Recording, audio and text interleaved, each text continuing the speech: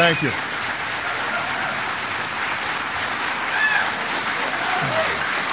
Thank you. Thank you.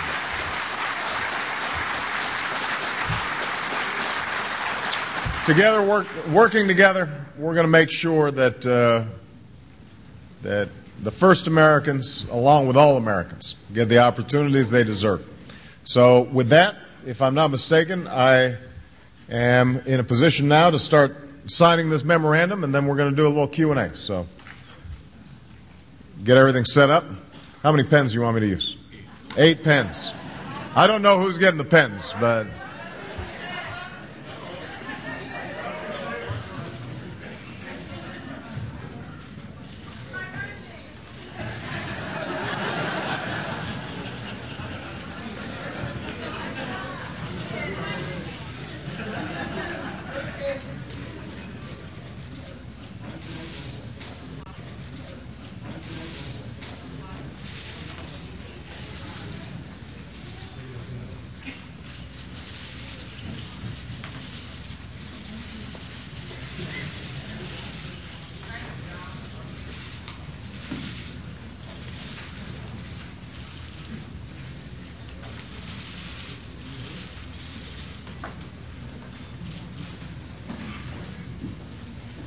It's harder than it looks. There you go.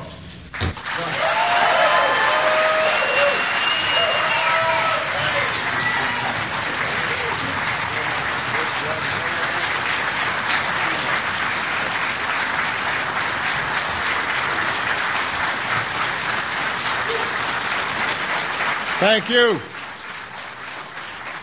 All right, I think that we've got some time for questions and answers. If you've got the questions, then if I don't have the answer, somebody here does. So, no shouting now. But I would love to come to Alaska. Absolutely. So everybody have a seat. And Jefferson, how are we working this? Do you get the first question? He's a big cheese, so he gets the first question. Go ahead. Thank you, Mr. President. First of all, I want to thank you for honoring your commitments that you've made to restore the federal government's trust responsibility and the important relationship between Indian nations and the United States.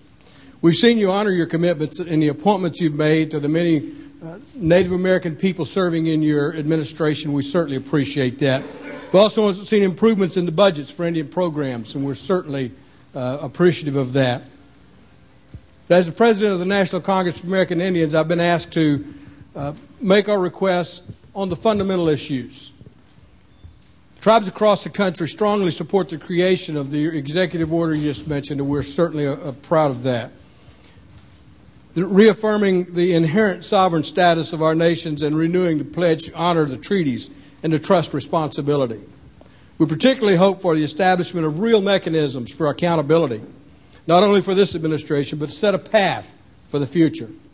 We request that you address the issues of Indian lands and the trust responsibility. We need to restore tribal lands that have been taken away. We need to change the management that exists on existing tribal lands. There's so much potential for economic development. We ask that the federal government become a partner in that journey. We particularly thank you for the administration's support for the Carcieri solution. And finally, Mr. President, we know that you've made significant pledges and commitments to Indian country, and we want to honor you by saying thank you for those commitments. But more than that, we respect you as a man of your word.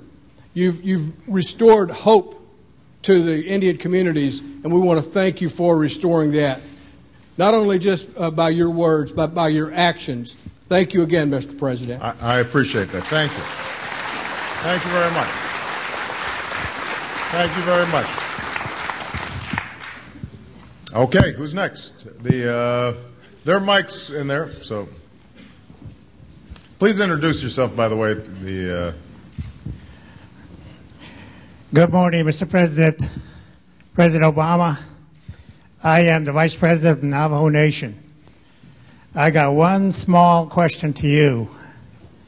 The message you gave us a while ago, it's very good. I like it. And your commitment, you have fulfilled your commitment. But one thing I'm worried about, on behalf of all the nation here and also the Navajo Nation, with this administration, you went and reached out to the Native American nation, which you're doing it now. It would be nice, if you could work with us, with the congressional people, and make it a mandate that that the United States government should work with the Indian nation. Because every 4 years, and I know you're going to win your re-election, you have another some numbers of years.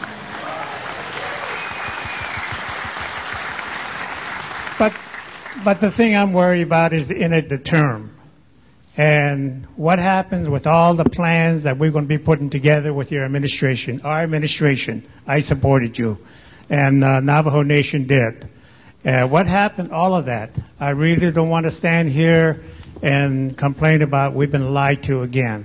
Through the histories of all Indian tribe, the treaty that were made between the United States and Indian tribe, it's been broken a lot.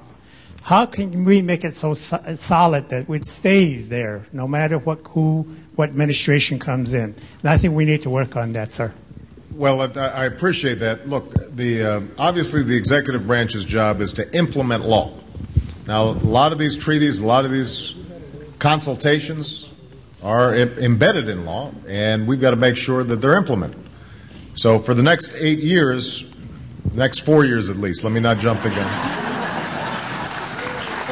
For the next 3 years and 1 month that I'm assured this current position, we are going to make sure that we put the infrastructure and the framework in place so that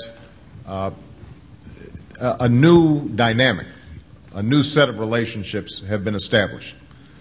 And to the extent that we can partner with Congress to lock some of those good habits in and end some of the bad habits that we've seen in the past, that's something that we'll be very interested in doing. So, I think that should be part of the agenda of consultation over the next several years, is how do we continue to institutionalize some of the best practices of consultation and collaboration and partnership that's so important. So thank you so much.